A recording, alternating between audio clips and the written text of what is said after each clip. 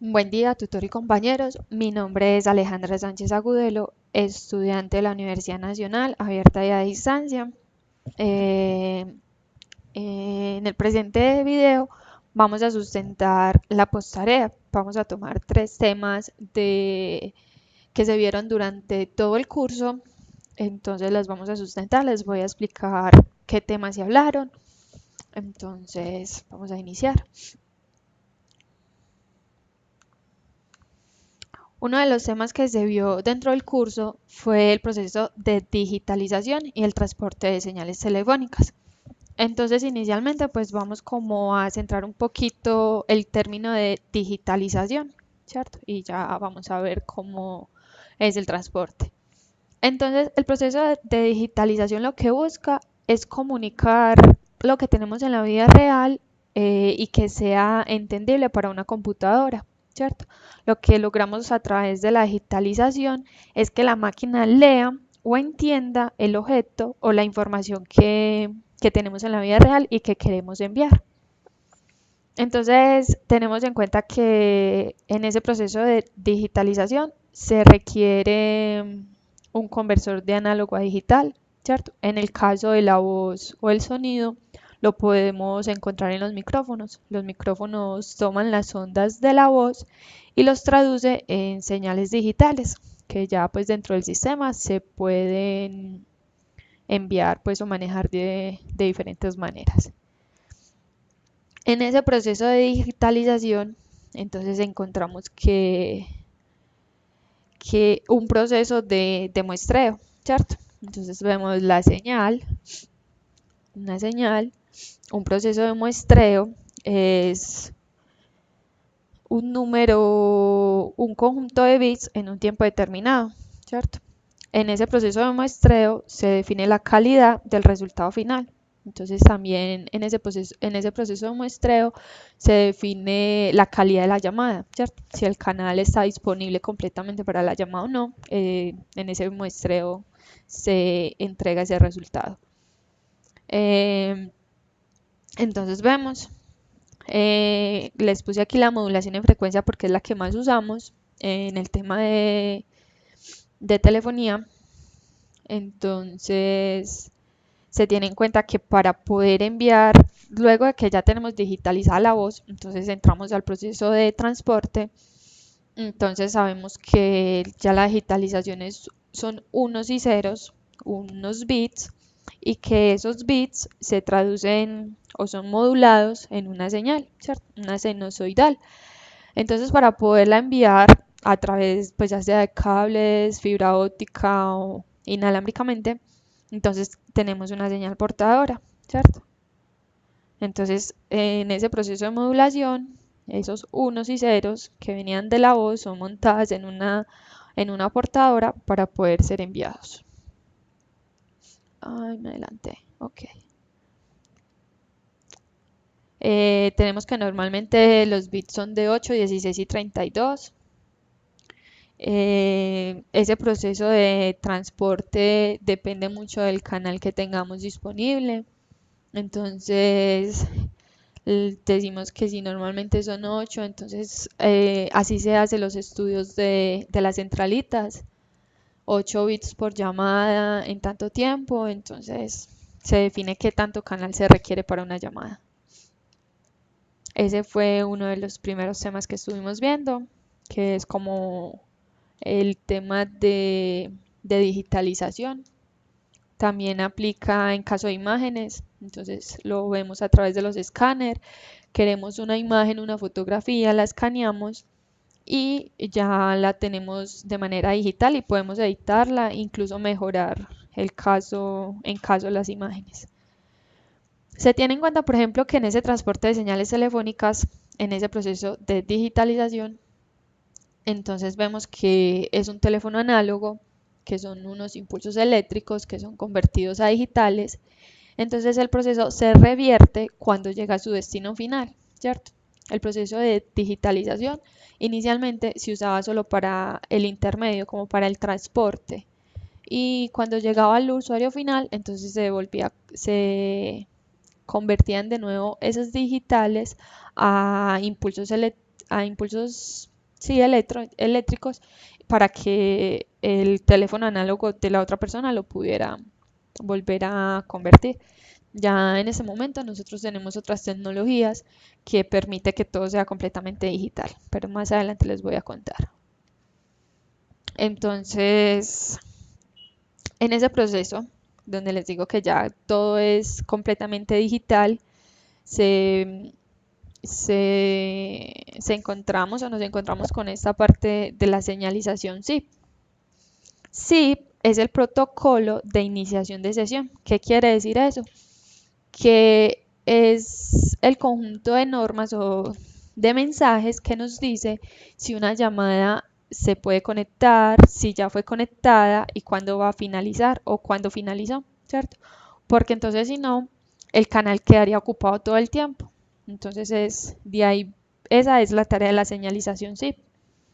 Este protocolo de SIP se encarga únicamente de establecer como esos tiempos de que el canal está ocupado o está disponible, no del transporte de la voz, ¿cierto? Ya eso es otro tema. Entonces, vemos en este dibujito, como les decía, ya es completamente pues digital. Entonces, en estas comunicaciones SIP siempre debe haber un servidor de por medio, que es el que se encarga como de la negociación. Entonces, aquí abajo vamos a ver las peticiones que existen dentro de este protocolo. Entonces dice que inicialmente un invite, entonces dice que para que invita a un usuario o abrir una sesión, el ACK siempre es una confirmación. En opciones lo que hacen es una negociación de qué tanto canal tienes disponible para la comunicación. Seguimos bajando. Entonces, después tenemos el byte, significa que ya terminó la comunicación. También tenemos el cancelar y registrar, ¿cierto? Entonces, en este dibujito o en esta gráfica lo que logramos ver es la comunicación entre dos usuarios SIP, ¿cierto? El usuario SIP 0200, discúlpenme, repag. A ver, acá. Entonces tenemos un usuario por IP. En sí, si reconocemos los usuarios como por IP porque es la base de la telefonía SIP, usar los protocolos IP. Entonces tenemos aquí un usuario 0200, un usuario 0100 que quieren tener una comunicación. Entonces inicialmente vemos un registro, como les decía siempre tiene una respuesta, un OK, un OK. Entonces tiene una invitación, una negociación de protocolos dentro de eso y el ACK, la confirmación. El ACK quiere decir que ya ahí el canal está establecido, que pueden iniciar la comunicación. En esa negociación, en esta invitación, si el canal estuviese ocupado, este 200 estuviese hablando por el momento con otra persona, entonces inmediatamente le va a decir que no, entonces cancelaría el resto de la negociación. Cuando tenemos el canal establecido, entonces está la comunicación. Cuando nosotros colgamos el teléfono o colgamos el Skype, entonces lo que hacemos o lo que hace este protocolo SIP es enviar un bye y un bye, ¿cierto? Es lo que se hace, lo que hace entender que la comunicación ha finalizado. Por último, una confirmación por parte de los dos que ha finalizado en las dos puntas. Bueno, tenemos pues como la explicación de SIP.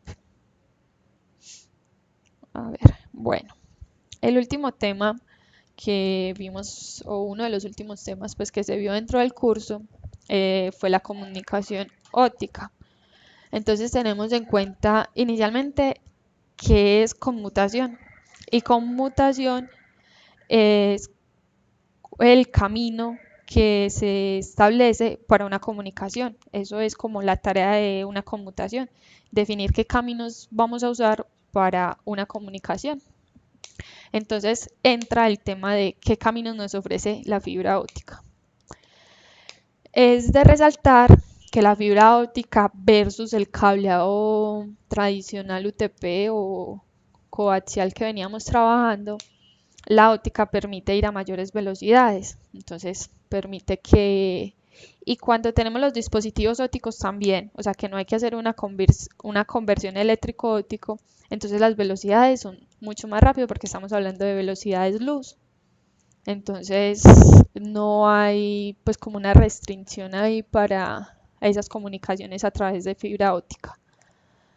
Entonces a nivel de telefonía, como para seguir en el ejemplo, entonces tenemos la centralita, un solo cable o una sola comunicación de fibra óptica que llega a la central y el RN es como el cableado de distribución, ¿cierto? Entonces vemos ahí. Ese cableado de distribución se puede dividir varias veces. Les voy a mostrar algo que es una de las características de la fibra óptica y es de resaltar, pues, porque dentro de conmutación, por eso la fibra óptica es tan aplicable. En fibra óptica se usa una propiedad del prisma, de la luz reflejada en el prisma, y es que tenemos un solo haz de luz que reflejado en el prisma, entonces nos permite ver el resto de colores, o esto se llama bueno, divide pues como la luz en diferentes, puede ser frecuencias, ¿cómo es que se llama esto? Bueno, tiene un nombre que no recuerdo. Y lo que hace es un solo haz de luz puede subdividirse en muchos y así permitir que cada colorcito sea un camino diferente. Entonces es así como lo aplican en fibra óptica, lo llaman divisor óptico, ¿cierto? Entonces tenemos inicialmente como una señal, a esta señal llega aquí a un prisma, permitiéndose subdividir en varios caminos y cada camino puede ser a su vez, a través de otro prisma, por decirlo de alguna manera, ser subdividido. Entonces, de ahí esa es una de las características principales de la conmutación óptica y por qué es tan aplicable en temas de comunicaciones y telecomunicaciones. Estos son los tres temas algunos de los tres temas que vimos en el curso de conmutación de la Universidad Nacional Abierta y a Distancia. Muchísimas gracias, feliz día.